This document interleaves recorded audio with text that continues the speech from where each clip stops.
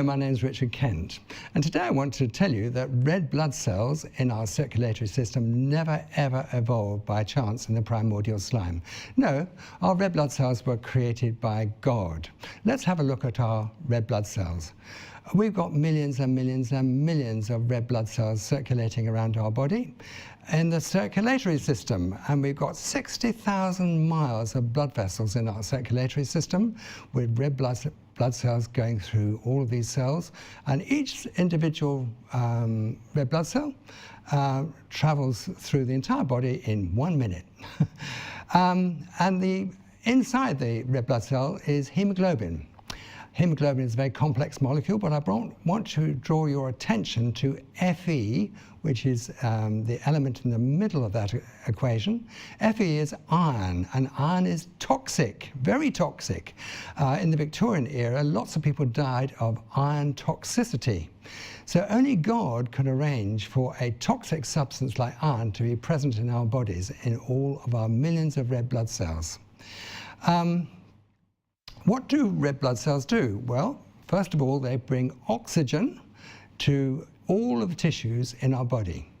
Secondly, they take away a waste product called carbon dioxide, which is produced by our metabolism, and take the carbon dioxide back to the lungs using a very important enzyme called carbonic anhydrase.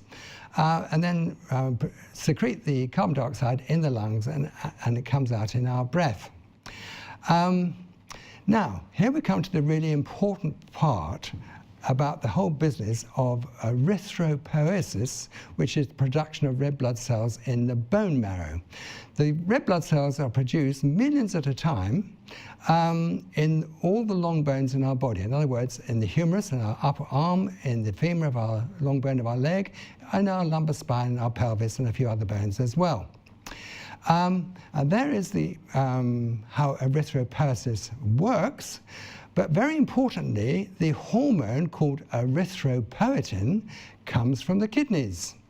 Now, what happens is the kidneys very cleverly detect when the oxygen content of the blood is going down and produce an enzyme called erythropoietin to tell the bone marrow to start producing some more red blood cells. And here we have the most extraordinary situation. It's not a chicken or the egg. You have to have the bone marrow and the kidneys both present at creation in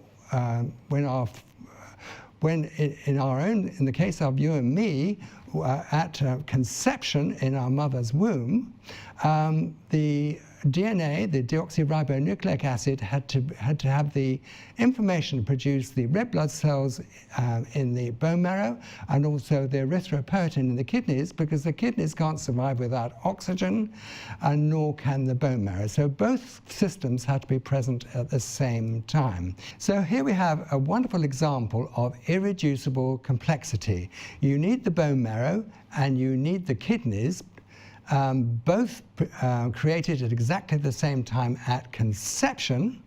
They couldn't possibly have evolved separately.